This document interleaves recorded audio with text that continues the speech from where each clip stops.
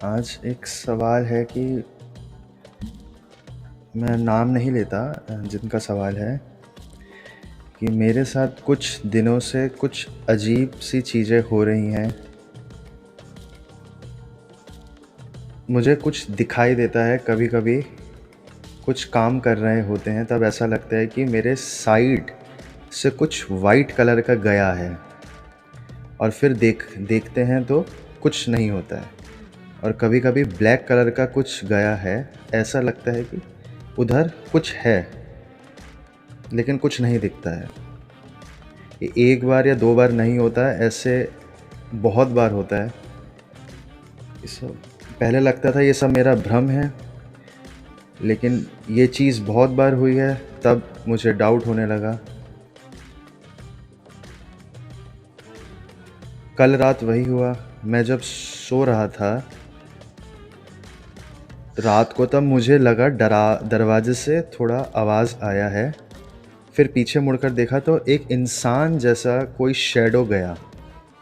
ये सब क्यों हो रहा है, मैं प्लीज़ बताएं सर, मैम प्लीज़ मुझे थोड़ा गाइड कीजिए। तो सबसे पहले आप ये देखिए कि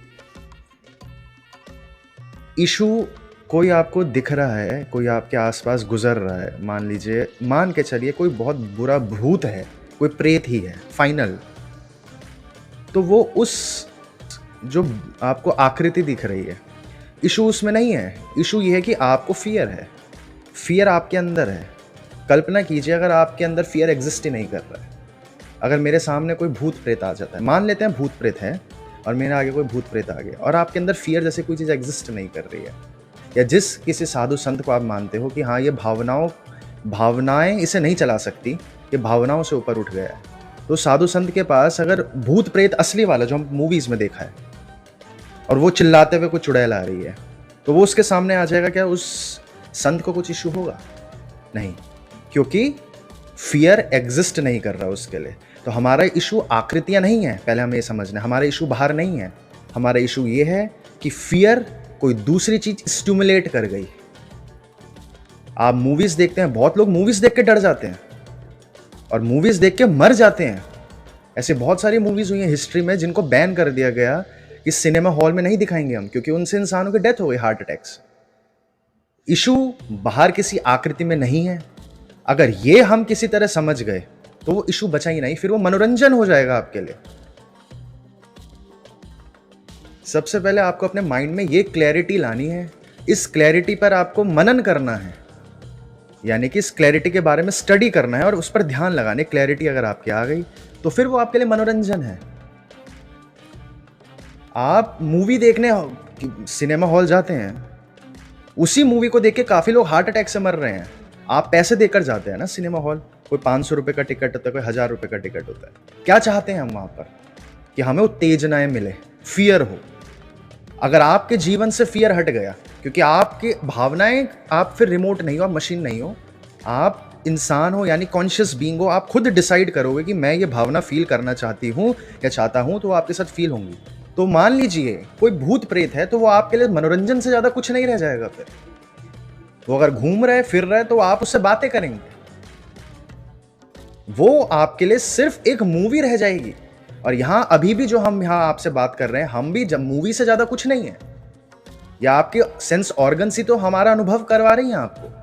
अगर आप ये क्लियर कर गए कि इशू वो उससे नहीं निकल रहा था, इशू ये है कि फियर की जो भावनाएं हैं वो मेरे काबू में नहीं है। हाँ, कुछ भावनाएं मेरे काबू में है, जैसे कामुकता, तो कामुकता तो मेरे कंट्रोल में है। क्रोध, क्रोध भी मैंने ध्यान कर करके अपने काबू में कर लिया। लेकिन कुछ अभी ऐसी भावनाएं हैं जो कोई और उत्तेजित कर जाता है, यानी कोई बोलता है बटन दबा दिया, हम टीवी की तरह ऑन हो गए, कोई अप्लायंस है, अभी भी हम मशीन है। तो कुछ भावनाएं ऐसी रह रही है। हालांकि अंत में तो कंट्रोल तो एक ही है। अगर आपको पूर्णतः कंट्रोल आ गया तो भावनाएं तो सिर्फ भिन्नताएं हैं, वो अंत में एक ही चीज हो जाएगी। लेकिन फिर भी फियर हमारा एंड में जा रहा है, ये आप अपने माइंड में सॉर्ट कर लें। फियर बाहर से नहीं है, और ना ही इशू वो बाहर दिखते हुए भूत प्रेत की आकृतियां हैं या कोई आ रहा है या जा रहा है। इशू है फियर, ये क्लियर हो गया। फियर कैसे खत्म होगा? ये जो अभी हमने स्टार्टिंग में डिस्कस करे, जो बात करी है, ये गहराना बहुत मुश्किल हो जाएगा। कहने को तो सरल है ना कि हर किसी को मरना है, तो माँ बाप भी मर गए तो उसमें जश्न की बात है। कहना तो सरल है, लेकिन गहराएगा नहीं। गहराएगा क्यों नहीं? क्योंकि ज्ञान बोध में बदलने में बहुत समय लग जाता है। ज्ञान बोध में बदलता ही नहीं है, क्योंकि तनाव, स्ट्रेस है। आपके पास कोई पाइप है और पाइप को आप इतना खींच दो कि इतना पतला हो गया है वो, तो क्या स्ट्रेस के कारण वो पानी बहेगा? नहीं। तो ज्ञान डेटा ही रह जाता है, बोध नहीं बदल पा रहा, यानी हमारे जीवन में नहीं उतर पा रहा, और स्ट्रेस के कारण हो रहा है। और अब सामने शेर है और मैं कह रहा हूं कि आप स्ट्रेस मत करो, रिलैक्स हो जाओ। कि आप सर कैसी बातें कर रहे हो? कि वो सामने आतंकवादी मेरी गर्दन काटने आ रहा है और आप बोले रिलैक्स हो जाओ, या सामने भूत मेरे को पकड़ कर ले जाएगा, आप बोले रिलैक्स हो जाओ। रिलैक्सेशन के बिना जो भी विधि या टेक्निक्स होंगी वो एलोपैथी है, यानी कि सिम्टम्स तो ट्रीट कर देंगी। आपको कोई माला पकड़ा देगा तो सिम्टम्स तो ट्रीट कर देगी, लेकिन जड़ नहीं सॉल्व कर सकती। जब तक आपने माला पहनी तब तक आपको भूत प्रेत से रक्षा मिल गई, जब तक एलोपैथी खाई तब तक बीमारी सही है। एलोपैथी छोड़ी, बीमारी वापस। माला छोड़ी, भूत प्रेत वापस। क्योंकि जो आपको माला पहना रहे हैं उनको खुद भूत प्रेत से डर लगता है। जड़ अगर आपके अंदर ये गहरी हो गई, आगे अब जो हम बात करेंगे वो बात तभी आपके काम आएगी। फियर कोई भी इमोशन बाहर नहीं है, इमोशन हम हैं। हम ही इमोशंस क्रिएट कर रहे हैं। ये गहरी हो गई, आगे की चीज वो तभी संभव है कि वो आपके काम आएगी।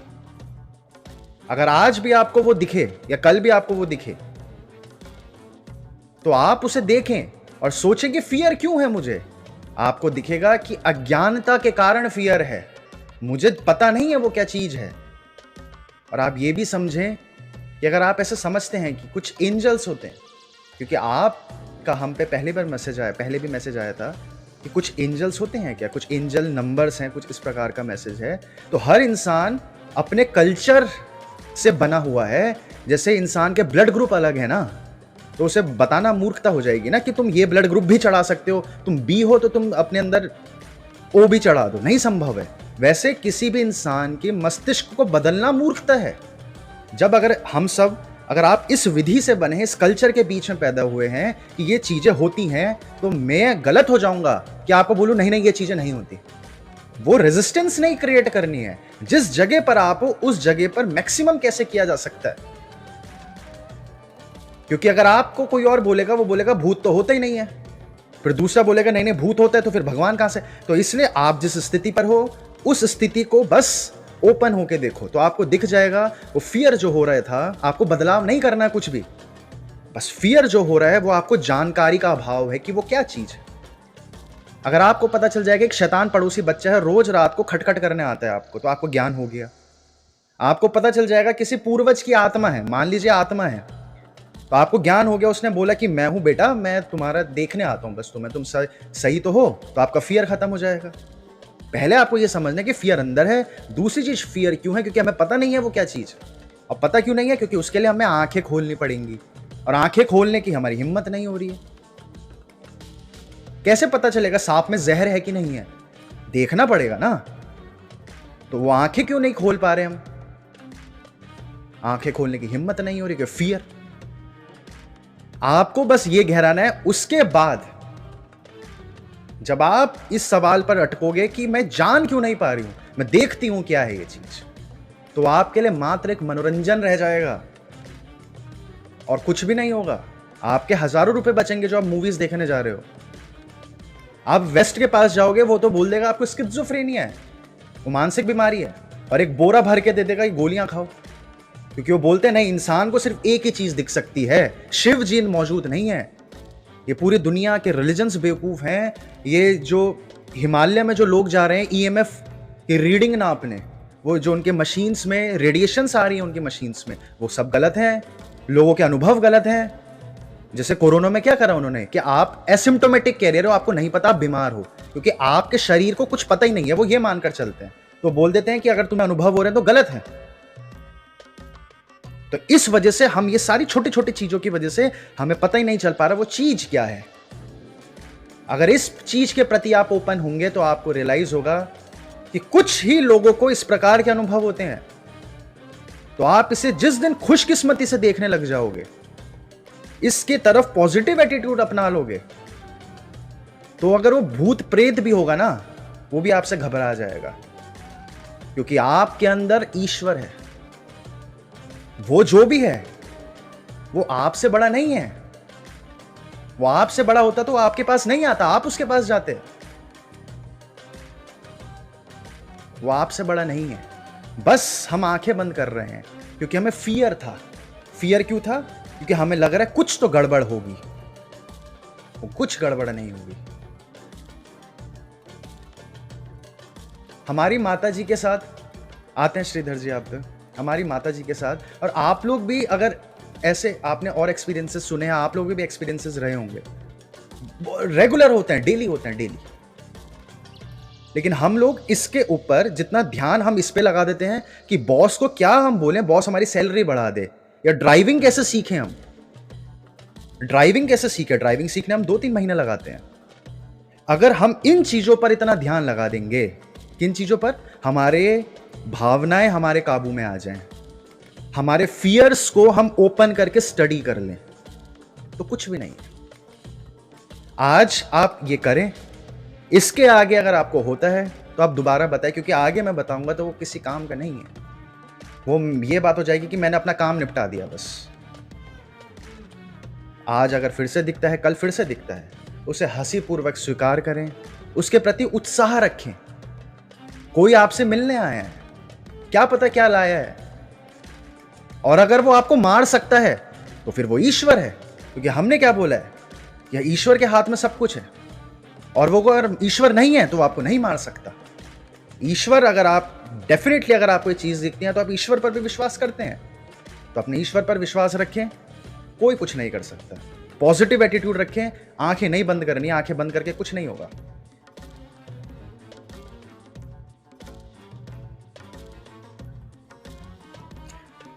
मैं तो अंकिता जी ये कह रहा हूं कि मान लीजिए भूत ही है, सॉर्टेड हो जाओ आप, कोई दिक्कत ही नहीं है। क्या दिक्कत है, भूत है ना। लेकिन आप, मैं ये कह रहा हूं कि फियर आपको अपने अंदर से निकल रहा है, ये आपको समझ जाना है। हम कह ही नहीं रहे वो ईश्वर है, हमने मान लिया भूत है।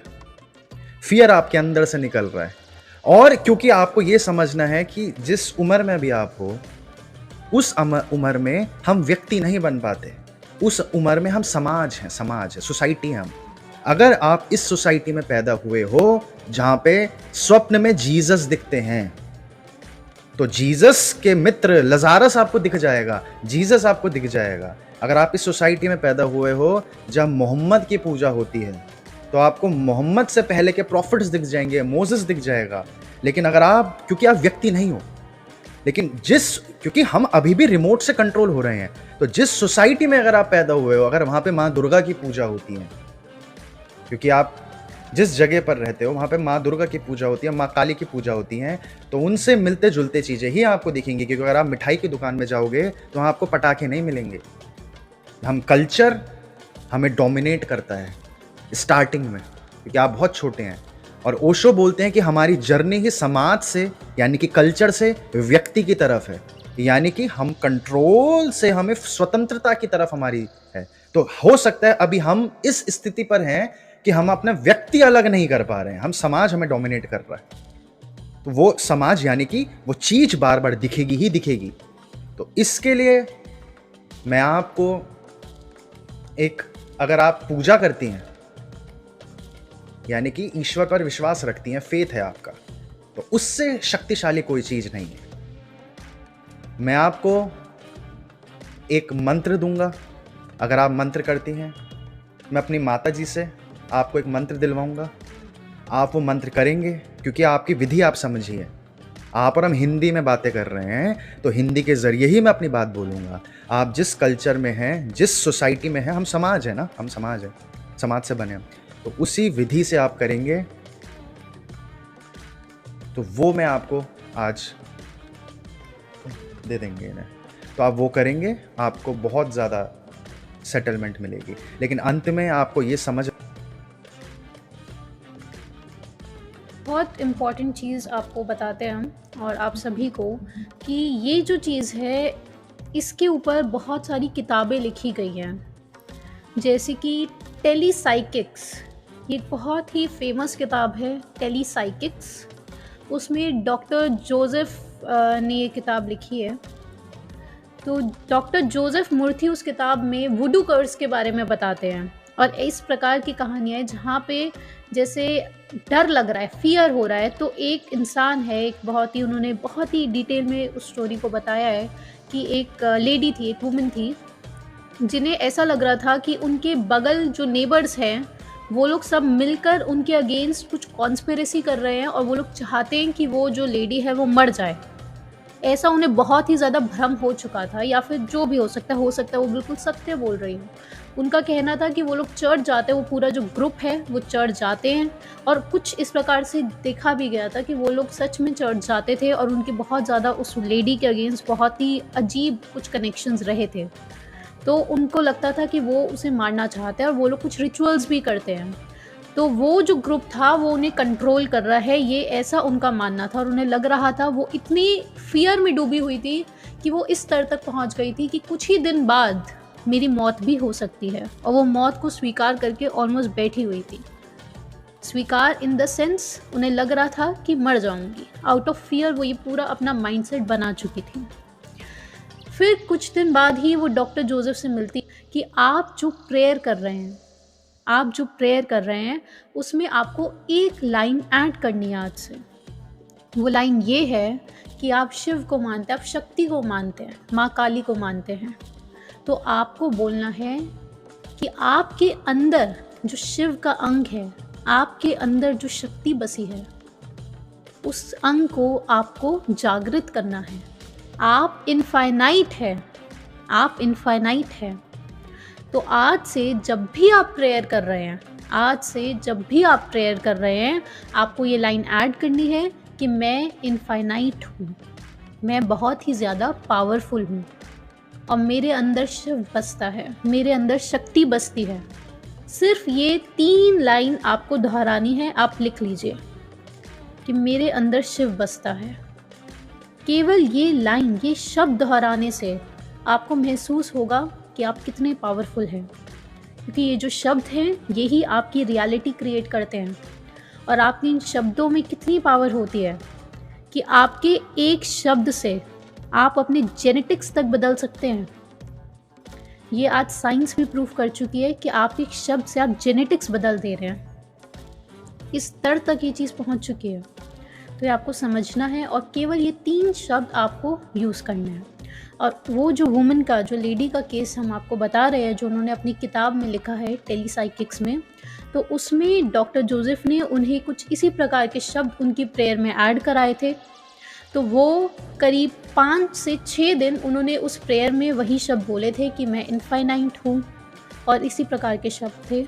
और 5वें दिन देखा जाता है कि वो जो ग्रुप था, अचानक से उस ग्रुप में से 2 लेडी की मौत हो जाती है। ये किस्सा वो बता रहे हैं कि उस ग्रुप में से 2 लेडी की मौत हो जाती है। तो इंसान का मस्तिष्क कितना स्ट्रांग हो सकता है।